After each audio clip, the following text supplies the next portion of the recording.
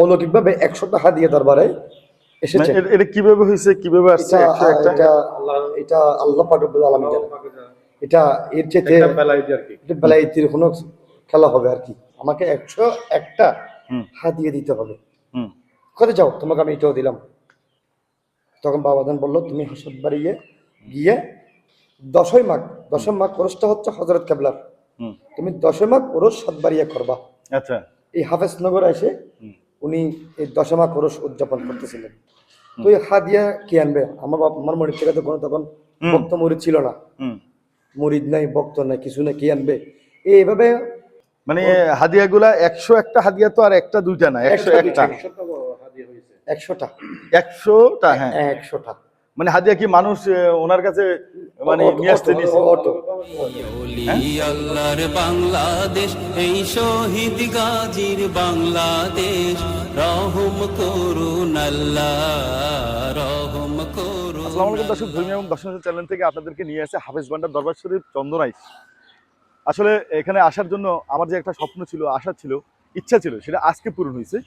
যদিও আজকে যখন এখানে আমি আসতেছিলাম যে প্রচণ্ড বৃষ্টির মধ্যে ভিজে ভিজেই আসলে কর্নেটা করতে হবে, কারণ দ্বিতীয়বার আসার সুযোগ নাও পেতে পারি।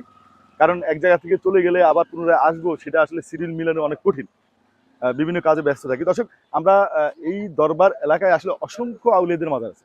আমরা চেষ্টা করবো প্রত্যেকটা আউলিয়ার জীবনীটা আলাদা আলাদা করে আপনাদের মাঝে তুলে ধরার জন্য। আমার সঙ্গে থাকুন, ভিডিও দেখতে থাকুন। আসসালামু আলাইকুম আঙ্কেল, আমি আসছি ধর্মীয় এবং দর্শনীয় স্থান চ্যানেল। আচ্ছা আচ্ছা। আপনার বাড়ি কোথায়? আমাদের বাড়ি এখানে। এখানে বলতে এই দরবারের না? দরবারের বাড়ি। ও দরবারের, আচ্ছা। দরবারের বাড়ি। তো আপনি এই দরবারের মানে এর সাথে জড়িত নাকি দরবারের বংশধর? আমরা সব দরবারের অংশীদার। ও দরবারের অংশীদার। আচ্ছা, এখানে কয়জন আউলিয়ার মাজার আছে? আসলে আমি অসংখ্য মাজার দেখতেছি, মানে চারপাশে শুধু মাজার। হাফেজ বাবাজান কেবলার মাজার, দাদাজান কেবলার মাজার। আচ্ছা, আইগো দাদাজান কেবলার মাজার।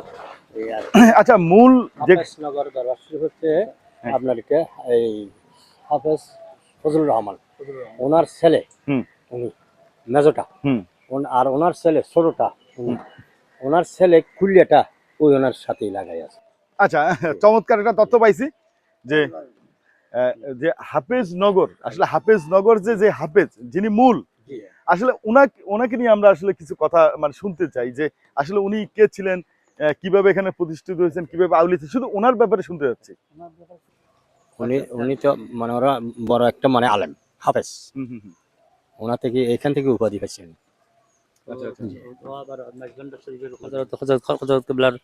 খুবই মানে থাকতো, সবসময় পাশাপাশি থাকতো।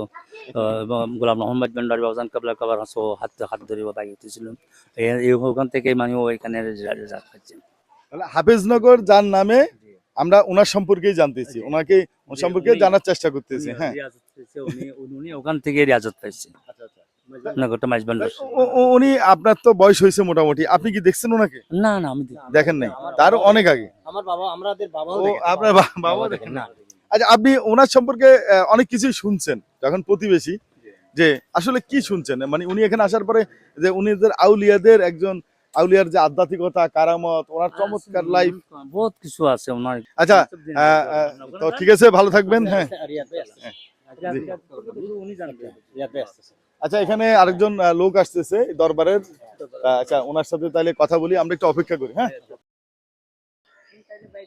আসসালামু আলাইকুম দর্শক, এই দরবারে আসার পরে আসলে এর ফাঁকে তো কয়েকজনের বক্তব্য আপনারা পেয়ে গেছেন, যে এই ভাইয়ের সাথে পরিচিত হবো, উনি নাকি এই দরবারের একজন। আচ্ছা, আপনি আপনার পরিচয়টা দিবেন। আমি হচ্ছি আমার যে দরবারের মেইন, যিনি আমাদের প্রধান ফজলুর রহমান, সৈয়দ ফজলুর রহমান হাফেজনগরী কিবলা আলমের নাতিরগড়ের প্রতি। আমি নাতিরগড়ের প্রতি। চমৎকার, আপনার নামটা বলবেন একটু?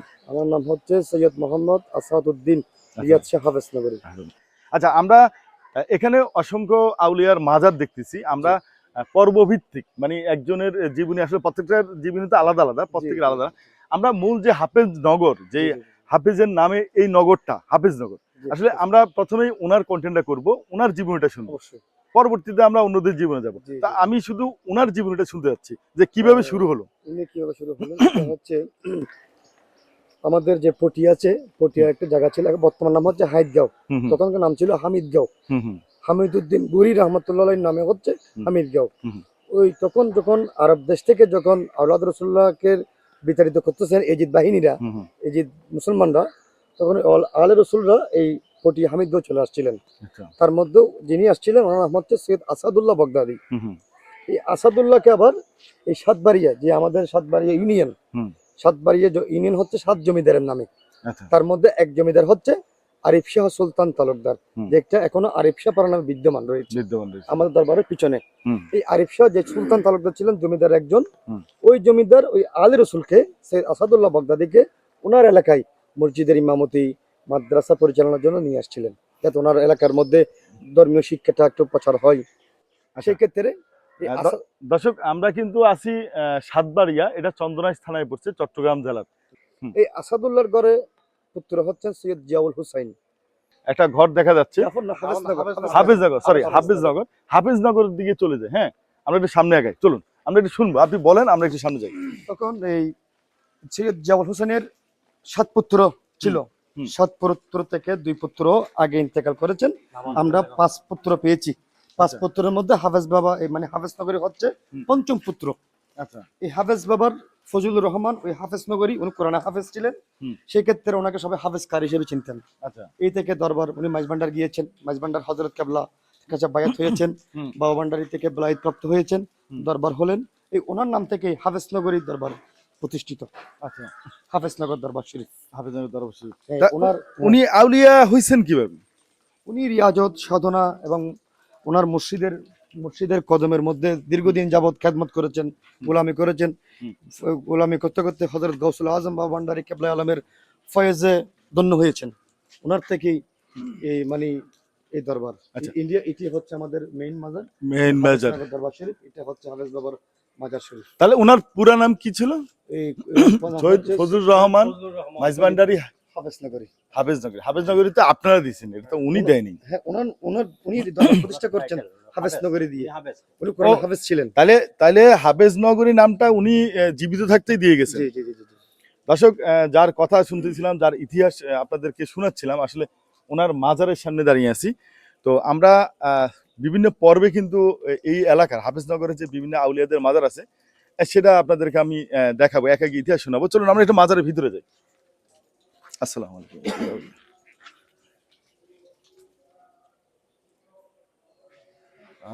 এই সেই মূল মাজার না? এই সেই আমাদের মূল মাজার। ইনি হচ্ছেন হাফেজ নগরী কেবলা আলমের রওজা। আচ্ছা, তালা কি খোলা যাবে না এখন? অবশ্যই খোলা যাবে। আচ্ছা, আমরা মাদ্রাসার গুলো করতে চাবিটা, মাজারের চাবি আনতে আনতে এর ফাঁকে আপনার থেকে আমরা যে হাফেজ নগরের যেই মূল হাফেজ যিনি ছিলেন, আসলে যার যিনি নাম দিয়ে গেছেন, জিন্দা থাকতেই উনি হাফেজনগর দরবার শরীফ প্রতিষ্ঠা করে গেছেন। আসলে তার অনেক আধ্যাত্মিকতা ছিল, অনেক কারামত ছিল। একটু শুনবো আমরা একটু মাজারের ভিতরে একটু এই সেটটা দেখাবো এবং একটু শুনবো। হ্যাঁ, এটা আমরা শুনতে যাচ্ছি যে আসলে আপনার কাছে স্পর্শকাতর কিছু ঘটনা শুনতে যাচ্ছি। উনি আসলে ওই যখন হাফেজ বাবাজান হযরত কেবলা হযরত গাউসুল আজম কেবলা আলমের বায়াত হয়েছিলেন, ওনার বায়াতের হযরত কেবলা আলমের কাছে বায়াত হওয়ার 6 মাস পরে হযরত কেবলা ইন্তেকাল করেন। আচ্ছা। তখন বাবা ভান্ডারী মাইজভান্ডার দরবার শরীফে যখন গোলামুর রহমান সৈয়দ বাবা ভান্ডারী ছিলেন, ওনার কাছে উনি যাওয়া আসা করতেন। ওনার কাছে ফয়েজে ধন্য হয়েছেন, অনেক খেদমত করেছেন, গোলামি করেছেন। সেখান থেকে উনি এমন রিয়াজত বন্দেগী করতে করতে মানে ওনার ভিতরে একটা আধ্যাত্মিকতা চলে আসছে। তখন বাবা ভান্ডারের সাথে হযরত গাউসুল আজম বাবা ভান্ডারী কেবলা আলমের সাথে ওনার অনেক আধ্যাত্মিকতার খেলা হয়েছে, পীর মুর্শিদি খেলা যেটা বলে। এভাবে করতে করতে করতে করতে হযরত বাবাজান কেবলা বললেন, তুমি যাও হাফেজনগর দরবার গিয়ে হাফেজনগর করো, দরবার ওখানে করো। এই দরবার করতে করতে উনি এখানে সাধারণ ভোজন করেছেন, রিয়াজত বন্দেগী করেছেন। এভাবে ওনার কাছে মানুষ আসতে থাকতো, যে কোনো কাজের জন্য মানুষ মুশকিল নিয়ে আসলে ওনার কাছে সমাধান হয়ে যেত।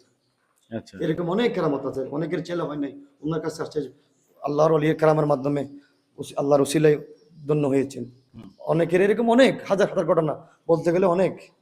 ওনারও আবার জগৎ প্রসিদ্ধ, ওনারও আবার খলিফা রয়েছেন বাংলাদেশের প্রত্যেকটা অঞ্চলে।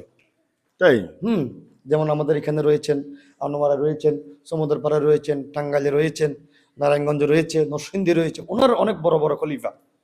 দর্শক ওনার নিজেরও অসংখ্য খলিফা আছেন।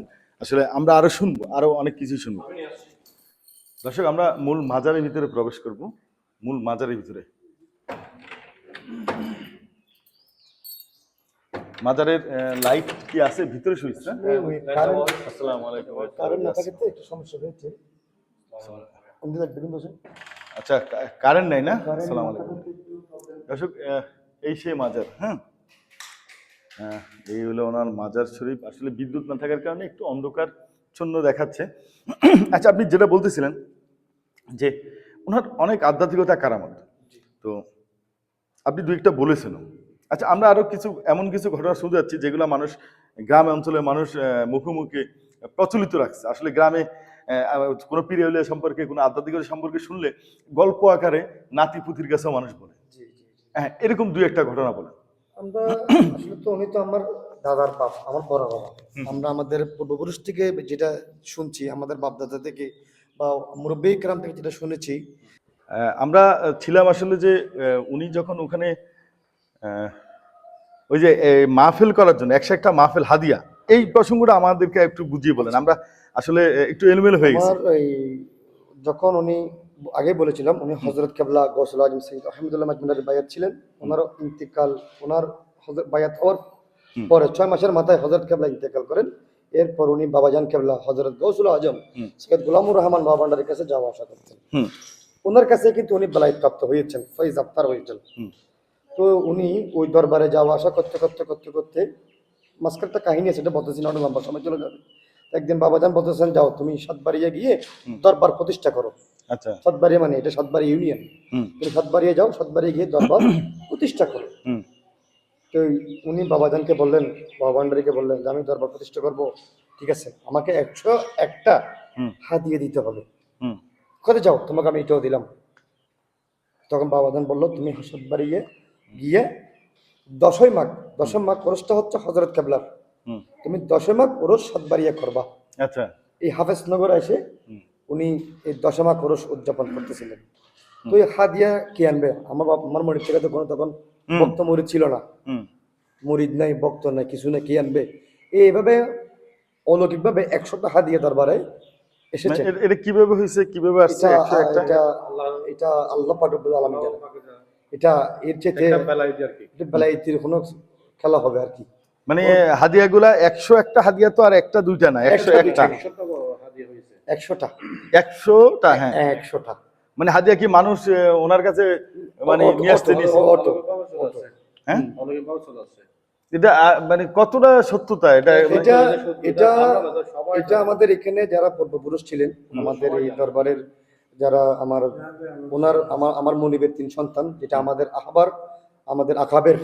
আচ্ছা, আমি চেষ্টা করতেছি মৌলিক ভিডিও বানানোর জন্য এবং আপনাদের মাঝে সত্য ঘটনাগুলা, পীর আউলিয়াদের জীবনীগুলো তুলে ধরার জন্য। আজকে এই পর্যন্তই। আসসালামু আলাইকুম।